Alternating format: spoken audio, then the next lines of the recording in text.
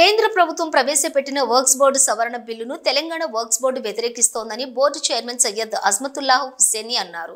Hyderabad Nampally house లోని వర్క్స్ board కార్యాలయంలో ఏర్పాటు చేసిన సమావేశంలోని ఆయన మాట్లాడారు. కేంద్రం తీసుకొచ్చినటువంటి ఈ బిల్లును మొట్టమొదటిగా తెలంగాణ వర్క్స్ బోర్డు వ్యతిరేకించిందని ఆయన తెలిపారు.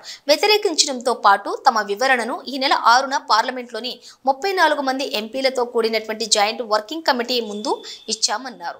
కమిటీ తమ సూచనలను అభ్యర్థనలను అడిగి తెలుసుకున్నారని పేర్కొన్నారు.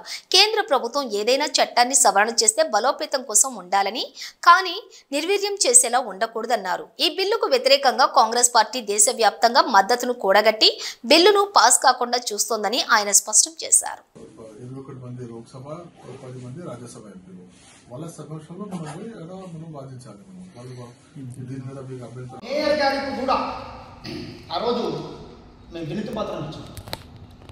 అందులో క్లియర్గా చెప్పినాం మేము, అమ్మ దీన్ని నలుగురు సర్పంచులు కాపాడుకుంటూ వచ్చారు, ప్రస్తుతానికి మీరు ప్రజాప్రతినిధి ఉన్నారు, దీన్ని కాపాడాల్సిన బాధ్యత మీ మీద ఉన్నది అంటే అని చెప్పి మేము చెప్తే ఆమె 2 నిమిషాల్లో ఏమన్నది అంటే నేను ఎంక్వైరీ చేయించేసి ఇస్తానని చెప్పి వెళ్ళిపోయింది. ఇప్పటికీ 1.5 మంత్ అయింది. 2 పర్యాలు 3 పర్యాలు కమిషనర్ గారిని అడిగితే దీని మీద అసలు ఆయన టీపీఓ దగ్గర చెప్తే ఈయన పేరు చెప్తున్నాడు, ఈయన పేరు చెప్తే ఆయన పేరు చెప్తున్నాడు, దానికి పొందన లేదు ఉందంట అని చెప్పి ఆర్టీఐలు అడిగినమ్మా.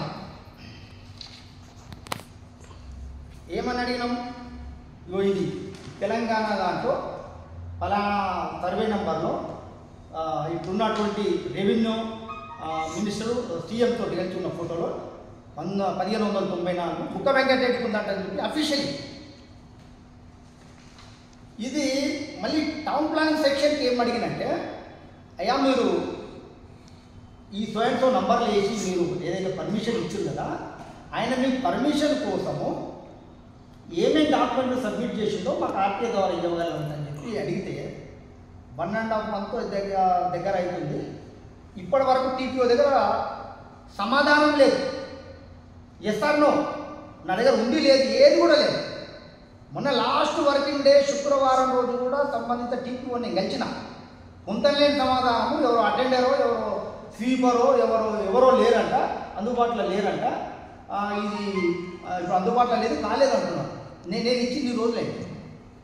ఈ అంశం ఏంటంటే వాళ్ళు ఒక 2 నిమిషాలు తీసివచ్చు, కానీ ఎందుకు తీసిస్తలేరు అని అంటే ప్రజలకు నమస్కారం.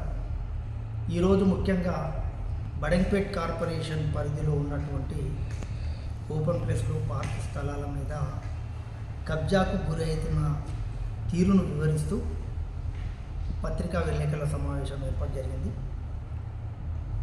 బడంగ్పేట్ కార్పొరేషన్ 31వ డివిజన్లో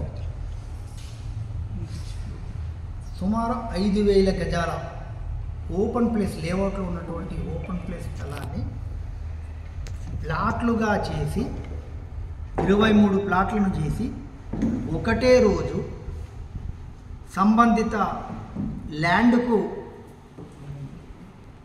సంబంధిత ఎవరైతే పట్టేదారులు ఉన్నారో పక్కనున్నటువంటి పొలాన్ని చూపించి ఈ ఓపెన్ ప్లేస్ పార్కులను రిజిస్ట్రేషన్ చేయడం జరిగింది. దానికి బేస్ లింక్ ఏంటంటే గవర్నమెంట్ టీఎస్ బీపాస్ అనుమతి ఇచ్చినటువంటి టౌన్ ప్లానింగ్ సెక్షన్ అధికారులు బడంపేట మున్సిపల్ కమిషనర్ గారు ఈ తప్పుడు వ్యక్తులకు అనుమతులు ఇచ్చి దాని ఆధారంగా ఈరోజు 23 ప్లాట్లు రిజిస్ట్రేషన్ చేయడం జరిగింది. ఇట్టి విషయాన్ని మేము సంబంధిత డివిజన్ కార్పొరేటరు మేయర్ గారికి కూడా అనేక సార్లు విన్నవించినా కూడా ఇప్పటి వరకు వాటి మీద ఎలాంటి చర్యలు తీసుకోలేదు. యథావిధిగా ఆ ప్రాంతంలో అక్రమ నిర్మాణాలు జరుగుతూనే ఉన్నాయి. మేము ఒక్కటే అంటున్నాం, ఈరోజు ఒక టీఎస్ బీపాస్ అనుమతిని ఒక నియమాలు లేకుండా ఒక పద్ధతికి సూచనలకు విరుద్ధంగా ఈరోజు మీరే అనుమతులు ఏదైతే ఇచ్చిర్రో టౌన్ ప్లానింగ్ సెక్షన్ అధికారులు బడంపేట్ కార్పొరేషన్లో ఉన్నటువంటి మేయర్ ఆధీనంలో ఉన్నటువంటి కమిషనర్ గారు కానివ్వండి, టౌన్ ప్లానింగ్ సెక్షన్ కానివ్వండి, మీరే కంచెం వేసినట్టుగా ఈ తప్పుడు పత్రాలను మీరే సృష్టించి మీరే ప్రభుత్వ స్థలాలను ఓపెన్ ప్లేస్ స్థలాలను ఆక్రమణకు గురవుతుంటే మీరు ప్రోత్సహించే విధంగా అనుమతులు ఇచ్చినప్పుడు అక్కడ ఉన్నటువంటి స్థానిక ప్రజాప్రతినిధి ఈ కార్పొరేషన్కు ప్రథమ పౌరురాలు మేయర్ గారు వాళ్ళను ప్రోత్సహించే విధంగా ఎటువంటి వాళ్ళ మీద చర్యలు తీసుకోకుండా ఇన్ని రోజులు ఈ విషయాన్ని నాంచుకుంటూ వస్తున్నటువంటి విధానం మీద మేము మండిపడుతున్నాము. కోట్లాది విలువ చేసే ప్రభుత్వ స్థలాలను మీరు కబ్జాకు గురి చేసిరు. అందులో మేయర్ గారి భర్త, షాడో మేయర్ గారి పాత్ర ప్రముఖ ఉందంటని చెప్పి మేము ఈ సందర్భంగా ఆరోపణలు చేస్తున్నాము. ఇవి ఉట్టి ఆరోపణలు కావు. ఆ పత్రాలు ఏవైతే ఉన్నాయో అవి తప్పుడు పత్రాలుగా మేము సంబంధిత శాఖల నుంచి అన్ని ఆధారాలు తీసుకొచ్చి పత్రికా విలేకరులకు మనం చూపించడం జరిగింది. కాబట్టి మీరు నైతిక బాధ్యత వహించి అట్టి స్థలాలను కాపాడలేని పరిస్థితిలో ఉంటే మీరు మేయర్గా, ఆ ఏరియా కార్పొరేటర్గా రాజీనామా చేయాలని మేము డిమాండ్ చేస్తున్నాం. లేని పక్షంలో మీ యొక్క నిజాయితీ దక్షతను నిరూపించుకోవాల్సిందిగా కూడా మేము ఒక సవాల్ను విసురుతున్నాం. గత 2 నెలలుగా మీరు ఈ యొక్క ప్రక్రియ మీద ఎలాంటి చర్య తీసుకోకుండా మీరు వాళ్ళకే ప్రోత్సాహం చేస్తున్నట్టుగా అక్కడ అట్లనే ఆ ఇండ్లు రోజుకింత నిర్మాణ పనులు జరిగే విధంగా మీరు వాళ్ళని ప్రోత్సహిస్తున్నారని మేము ఈ విషయానికి సంబంధించినది ఏదైనా మున్సిపల్ అధికారులను మేము ఎన్నిసార్లు దీనికి సంబంధించిన అడిగినా కూడా ఆర్టీ యాక్టులు పెట్టినా కూడా వాడిని బేఖాతారు చేసి ఈ రోజు వరకు కూడా వాళ్ళకు మాకు ఎలాంటి సమాచారం ఇవ్వకుండా చేస్తున్నారు. మా దగ్గర నిర్దిష్టమైనటువంటి సమాచారం మాకుంది. ఖచ్చితంగా ఈ విషయాన్ని మేము పైకి దృష్టికి తీసుకుపోతాం. మేము ఆ సంబంధిత శాఖ అధికారులు ఎవరైతున్నారో వాళ్ళకు తగిన శిక్ష పడేలా చేస్తాము. ఇక్కడ ఉన్నటువంటి మేయర్ గారి పాత్ర మీద కూడా మీ నిర్దిష్టమైన ఆధారాలు సేకరిస్తాము. మీ అసమర్థతను మీరు బహిరంగంగా మీ అసమర్థను ప్రజాక్షేత్రంలో మేము వెల్లడిస్తామని తెలియజేస్తున్నాను. భారత్ మాతాకి జై.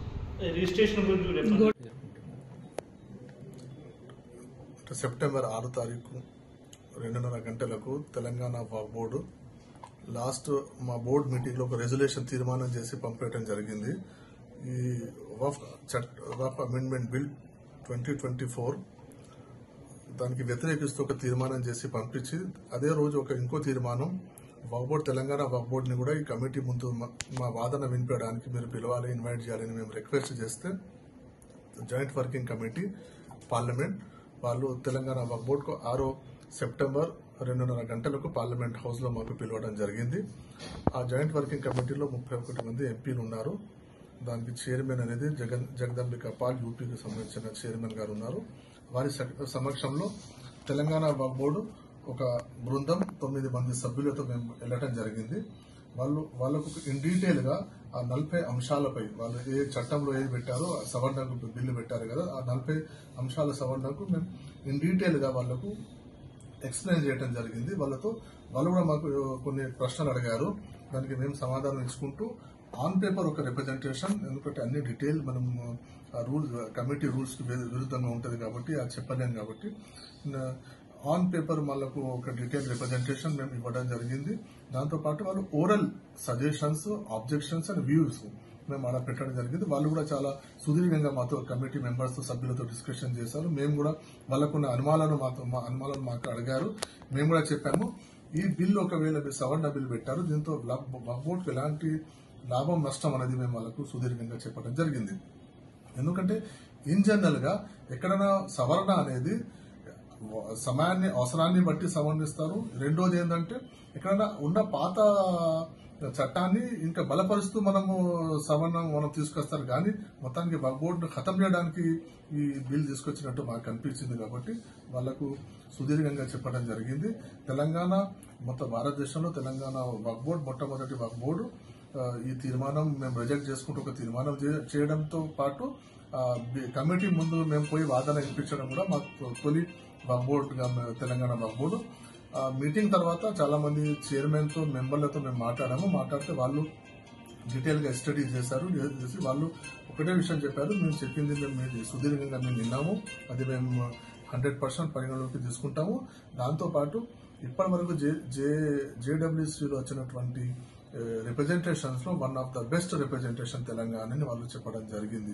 దాంతో పాటు మేము అందరికీ ఒక పిలుపిస్తున్నాం, ఏంటంటే మీరు ఈ ఈ సవరణ బిల్ని మీరు ఒక్కసారి చూడండి. వాళ్ళకు ఈమెయిల్ ద్వారా అదే విధంగా వాళ్ళు ఒక బార్కోడ్ పంపించారు. ఆ బార్కోడ్ ద్వారా మీరు అభ్యంతరాలు ఉంటే వాళ్ళు తెలియజేయమని చెప్పారు. అది మేము రాష్ట్ర వ్యాప్తంగా ఒక క్యాంపెయిన్ నడిపించి, విస్తృత స్థాయి క్యాంపెయిన్ నడిపించి, అవేర్నెస్ క్యాంపెయిన్ తీసుకొచ్చి, ఈ బిల్కు వ్యతిరేకంగా మేము ఒక అవేర్నెస్ తీసుకొచ్చి ఈ ఖచ్చితంగా ఆపడానికి ప్రయత్నం చేస్తారు. దాంతోపాటు తెలంగాణ కాంగ్రెస్ పార్టీ జాతీయ స్థాయిలో కాంగ్రెస్ పార్టీతో పాటు మా తెలంగాణ వక్ఫ్ బోర్డు కూడా అందరితో, వేరు రాజకీయ పార్టీలతో, లేకుంటే స్టేక్ హోల్డర్స్ ఉన్నటువంటి ముతవల్లీస్ కానివ్వండి, దర్గాలు, అదేవిధంగా పొలిటికల్ పార్టీస్, సోషల్ ఆర్గనైజేషన్స్ తో అందరితో మేము సంప్రదించి వాళ్ళ ద్వారా ఒక క్యాంపెయిన్ నడిపించి ప్రభుత్వంపై ఒత్తిడి తీసుకొచ్చే ప్రయత్నం చేస్తున్నాం. అంటే మిగతా రాష్ట్రాలు కూడా వాళ్ళు అనుకూలంగా మిగతా రాష్ట్రాలండి ఇప్పుడు మిగతా చాలా పొలిటికల్ పార్టీస్ తో మేము ఈవెన్ ఎన్డీఏ కూటమి ఉన్నటువంటి చంద్రబాబు నాయుడు గారి కానివ్వండి, నితీష్ కుమార్ వాళ్ళ పార్టీలతో కూడా మేము మాట్లాడుతున్నాము. వక్ఫ్ బోర్డు ద్వారా వాళ్ళ మైనార్టీ లీడర్స్ తో మాట్లాడుతున్నాము. నిన్న శరద్ పవార్ గారితో కూడా కొన్ని బృందాలు వెళ్ళి మాట్లాడారు. చాలా మంది ఈ బిల్కు వ్యతిరేకంగా ఉన్నారు. ఖచ్చితంగా ఈ బిల్లు పార్లమెంట్ లో ఆమోదం పొందదని మాకు ఒక నమ్మకం ఉంది.